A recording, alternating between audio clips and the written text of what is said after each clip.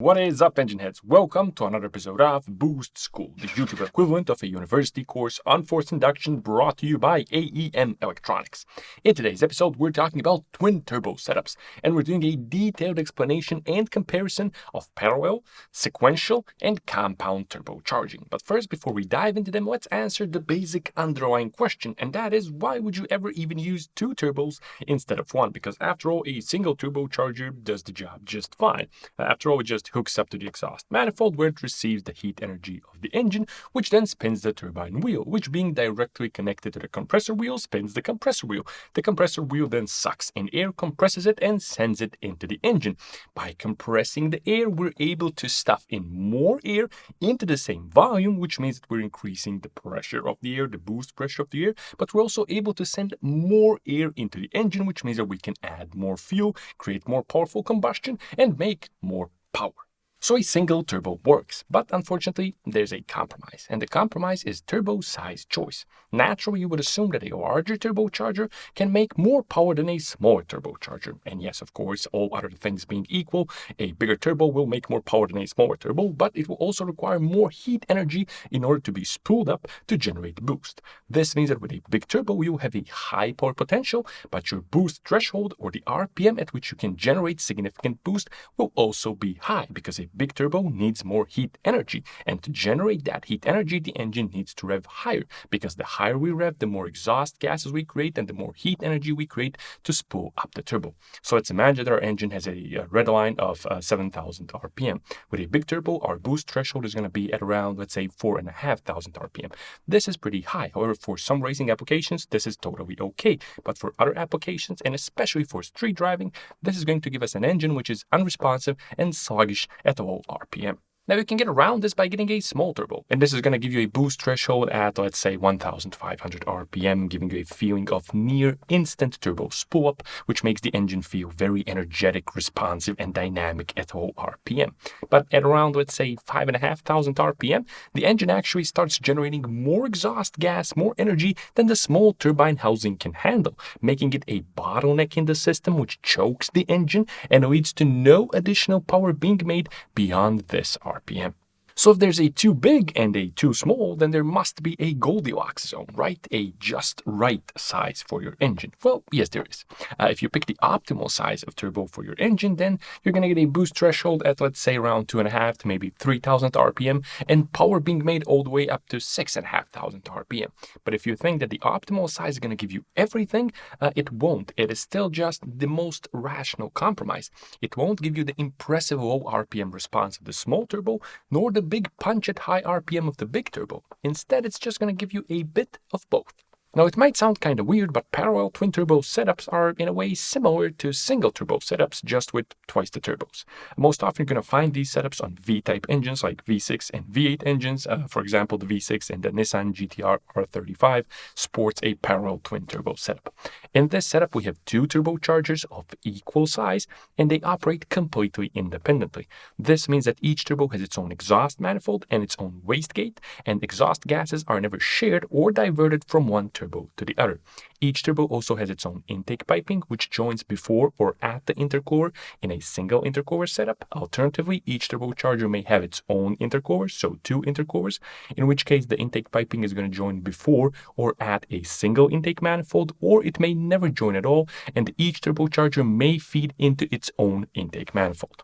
As we said, parallel setups are most common in V-type engines, and this is because they help V engines overcome an inherent problem they have with single turbos, and that's that they're physically not really well suited to a single turbo setup. And so a parallel twin turbo setup enables V engines to have noticeably shortened and simplified exhaust and or intake piping and a more practical and sensible turbo placement. On the vast majority of V engines, the exhaust ports and thus the exhaust manifolds are located on the outer part of the V. This means that directing two sets of manifolds to a single turbo would require significantly increased exhaust manifold length. In most cases, this is inefficient because it leads to heat energy losses. The longer the exhaust manifold, the longer exhaust gas heat energy needs to travel, and the more of it gets lost before reaching the turbo. This negatively impacts efficiency and increases spool-up times, and it also creates engine packaging problems. Compared to this, a parallel setup allows simple, inexpensive, and compact exhaust manifolds, and results in a very short path from exhaust to turbo to intake. This reduces spool-up, improves responsiveness, and eases packaging, all of which are desirable, especially from an OEM perspective. But parallel turbos aren't exclusively present on V-type engines. Another famous example, again from Nissan, the RB26 engine, present on earlier generations of the GTR, was an inline-6 featuring a parallel twin-turbo setup. One might argue that because on an inline-6, all the exhaust ports are on the same side of the engine, you could just feed all of them into a single turbo and be done with it, right? Well, yes, you could do that, but this is far from an ideal exhaust manifold design. We have unequal length between each pipe, which means that exhaust pulses from different cylinders spend different amounts of time inside the manifold, resulting in the exhaust pulses colliding with each other and stacking up in the manifold, which increases back pressure in the manifold, which reduces power and efficiency. In terms of performance, this would be a better exhaust manifold design, where each exhaust pipe has the same length, which helps reduce exhaust pulse mixing. But as you can see, this manifold is definitely larger, harder to fit in the engine bay, and due to its complex shape, it can't really be cast, which means it has to be welded up, making it much more expensive to manufacture. But if we go parallel turbo on an inline-6, we can split the exhaust manifold. Each half can now be very compact while still featuring nearly equal length pipes, and because each turbo is only fed by 3 cylinders, exhaust pulse mixing is greatly reduced or even completely eliminated. So instead of forcing the entire engine to feed a single turbo, we essentially split the engine in two and have each half take care of one turbo. The result is responsiveness and fast spool-up together with a linear, smooth, and efficient power delivery. So then why are all the 2JZs, RBs, LSs, and other popular engine platforms often used for making big power, running big singles, and almost never twins? Well, the reason behind that is that OEMs have incredible R&D capabilities and prioritize drivability, whereas many car enthusiasts do not. What I'm trying to say is that the big single can be the easiest and often most affordable setup to get right when chasing big power, with drivability being the only cost. An engine with 3 liters of displacement and 1000 horsepower is inevitably going to be what is sometimes described as peaky. In other words, we have a very high boost threshold, giving us a lethargic bottom end, followed up by a massive punch somewhere at around 6,000 or 7,000 RPM. This can be very fun and potent in a straight line, but an engine like this can be a massive pain in the street and can also make the car very difficult to control through the corners. When done right, a parallel turbo setup can make the same or similar power as a big single, while also having the potential to retain a low end responsiveness and a more linear power delivery. But it's going to be more expensive and harder to get it right, plus because there's 2 turbos, it's going to be heavier, and also when chasing big power, the amount of plumbing and manifolds required can actually end up taking more space in the engine bay than a big single. On top of this, aftermarket support is going to be weaker, and another important reason is that turbocharger technology really has come a long way in the last 10 or even 20 years, and nowadays we have big singles which can make massive power, but also give us a somewhat decent bottom end. But no matter which setup you choose, boost control is going to be critical, because all the boost in the world means nothing without control. Fortunately, AEM Electronics has the boost controllers, but also the ECUs, which can easily cope with twin turbo setups. Both the Infinity Series 5 and Series 7 have dual internal air-fuel ratio controllers, so you can monitor and control air-fuel ratios in 2 separate cylinder banks together with their respective turbos. When you combine this with dual internal knock sensing circuits, then you can also separately control knock in both cylinder banks. And then when you add multiple available boost control strategies, making big power reliably becomes a reality. And also, if you want to be able to see what your engine is doing at all times, then you can throw in an AEM CD5 or CD7 digital dash and take things to the next level. However, parallel twin turbo setups still face the same problem as single turbo setups. While they help ease engine packaging and help preserve responsiveness and efficiency by allowing simpler and shorter piping, they still face the same turbo size choice compromise. They're not really getting rid of it, they're just sort of splitting it in half. Instead of choosing a single turbo for a V6 or V8, we're choosing a single turbo for each inline 3 or inline 4 of that engine, which means that again we can go too big or too small and face the same problems as with a single turbo. But a sequential turbo system promises to achieve both a low boost threshold and great low RPM performance, together with big power and drama at the top. Originally invented for the Porsche 959 to get rid of the sudden onslaught of boost present in previous Porsche turbo models, the sequential turbo system gets around the compromise by spooling the turbos in sequence, so one after the other instead of both at the same time. A common misconception is that a sequential twin-turbo system consists of one small and one large turbo. This doesn't have to be the case. A sequential system can consist either of two turbos of the same size or a small and a large one. For example, the 2JZ engine features a sequential system with two turbos of the same size. Now, at low RPM, when there isn't enough exhaust energy to spool up two turbos, the sequential system blocks off a passage in the exhaust and directs all the exhaust energy to just one turbo. Because it gets all the exhaust energy instead of just half of it, the first turbo spools up very quickly, resulting in a very low boost threshold, which gives us peak torque available very low in the rev range, making the engine very responsive even at very low RPM. Once the exhaust energy builds up and creates sufficient pressure in the exhaust manifold, exhaust gases can now be sent to the second turbo as well. However, this must be done slowly, because if a large amount of exhaust energy would be suddenly unleashed onto a turbo, it would dramatically shorten its lifespan by beating the shaft bearings. Instead, the second turbo is first pre-spooled with a small amount of exhaust energy, which is then gradually increased until both turbos receive all the exhaust energy the engine can generate. In theory, a sequential turbocharger system could cover an extremely broad range of RPM by employing a very small and a very large turbo to give amazing responsiveness and crazy top-end power. But if the two turbos in a sequential system are too far apart in terms of size, then the transition from one to the other can be problematic, forcing one of the turbos to run well outside of its efficiency zone, leading to poor performance in the mid-range. A turbo's efficiency is measured by how much unnecessary heat it adds into the system. Now, compressing air inevitably adds heat to it, because we're bringing the molecules closer together, causing them to bump against each other more, which increases friction, which increases heat. Now, this heat, the amount of heat that's added under compression, is defined under the ideal gas law. And the ideal gas law assumes 100% efficiency. So under the ideal gas law, if we take air, which is at 20 degrees Celsius temperature and at 1 bar or atmospheric pressure or 14.5 psi, and compress that air to 2 bar or 29 psi, we're going to increase its temperature from 20 degrees Celsius to 84 degrees Celsius. And this assumes 100% efficiency. Of course, turbos aren't 100% efficient. They're usually around 75% for most gasoline engines. And they're this efficient over a relatively narrow range of RPM. In other words, when they're receiving the amount of exhaust energy needed to spin them at the optimal RPM for their size and design.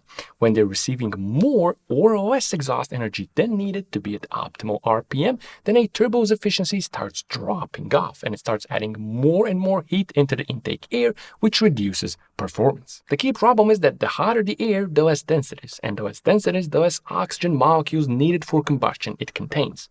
Now, an intercooler can cool down the air and increase its density, but it isn't omnipotent. It can't fix a turbocharger that is the wrong size for the engine and that is running outside of its efficiency zone most of the time.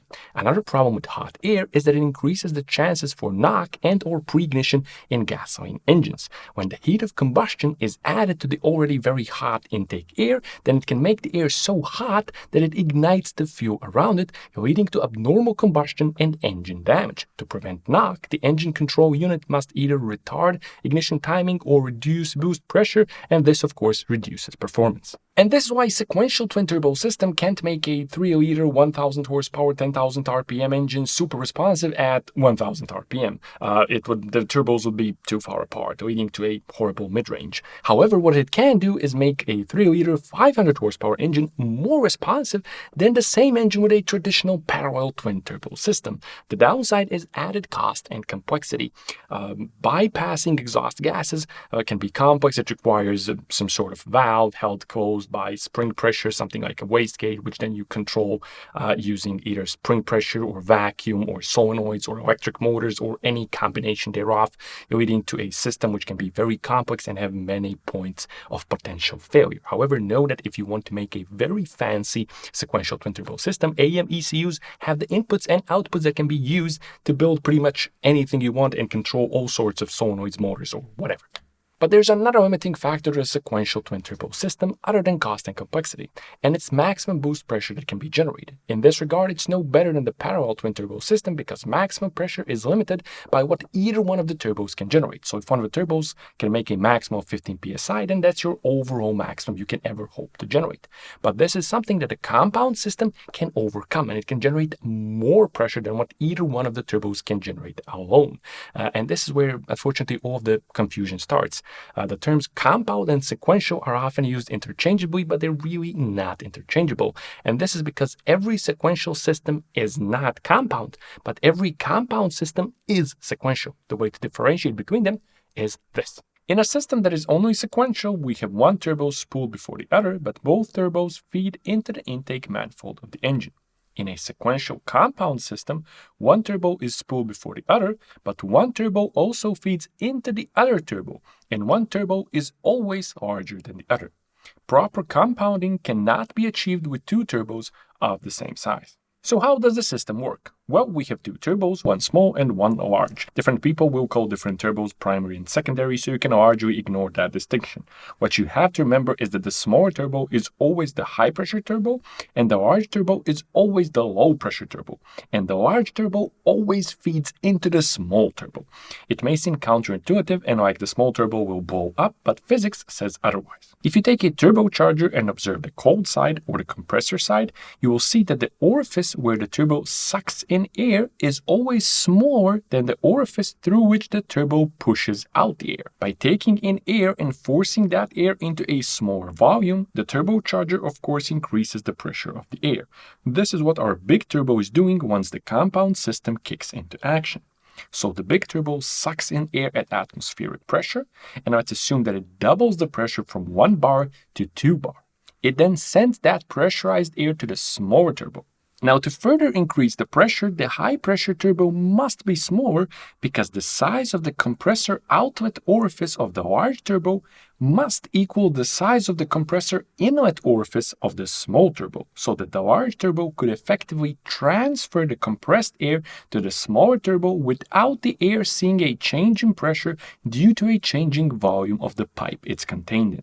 So what we have now in front of the inlet orifice of the small turbo is air pressurized to 2 bar. But the deal is that a turbo doesn't care or quote-unquote know about the pressure of the incoming air. The fact that work was already done to compress the air before that is irrelevant to the turbo and does not present a problem, because what a turbo simply does is ingest air through a large orifice and then force that air into a smaller volume to increase its pressure. And because the compressor outlet orifice of the turbo is even smaller than the compressor inlet, we again double the pressure from 2 bar to 4 bar or 48 psi. As you can see, this gives us absolutely massive boost pressure and incredible power potential. But this might make you wonder, if we're increasing the pressure so much, doesn't that make the air very hot? Well, yes it does. And the air in a compound system is inevitably going to be hotter than the air in a non-compound system. And this is why we don't really see compound twin turbos on gasoline engines. All that heat would lead to knock pretty soon. But they're great for diesels, because diesels don't compress air and fuel together. They compress only air and add fuel only when the air is hot enough to ignite the fuel. This is why diesels don't have spark plugs. It's the heat of the air which ignites the fuel. But gasoline engines, in most of the cases, compress air and fuel together, and air that is too hot leads to the spontaneous ignition of the fuel, and we don't want that. Another thing you might be wondering is that if we're waiting for the big turbo to spool so that it can feed the small turbo, doesn't that make compound systems pathetic at all RPM? No, it doesn't. Remember, this is still a sequential system, and the small turbo is the first one to spool. At all RPM, when the exhaust energy is all the exhaust goes to the small turbo, spooling it up. At this time, the small turbo sucks in air all the way from the intake orifice of the large turbo. Once RPMs increase and there's more exhaust gas than the small turbo can handle, a wastegate or another form of exhaust gas control valve opens and starts feeding exhaust gas to the large turbo. The large turbo starts spooling up, it sucks in air, compresses it, and starts feeding it to the small turbo, which further compresses it. This system is also great for diesels because it lowers exhaust gas temperatures, which helps reduce nitrogen oxide emissions. As you can see, the system aims to evenly distribute all the exhaust energy throughout the exhaust piping and use as much of it as possible, leading to impressive efficiency gains. Many OEM diesel engines have compound turbos, but it's also a popular aftermarket modification. However, it can be tricky to get it right because turbo sizing is absolutely critical for the system to make power and or be efficient. If turbo sizing isn't truly optimal, then all the potential gains will be easily lost, and in extreme cases, the system will be even worse than a simple single turbo setup. And there you have it. Parallel, sequential, compound. Hope you enjoyed that and maybe even learned something new in the process. As always, thanks a lot for watching, and I'll be seeing you soon with more fun and useful stuff on the D4A channel.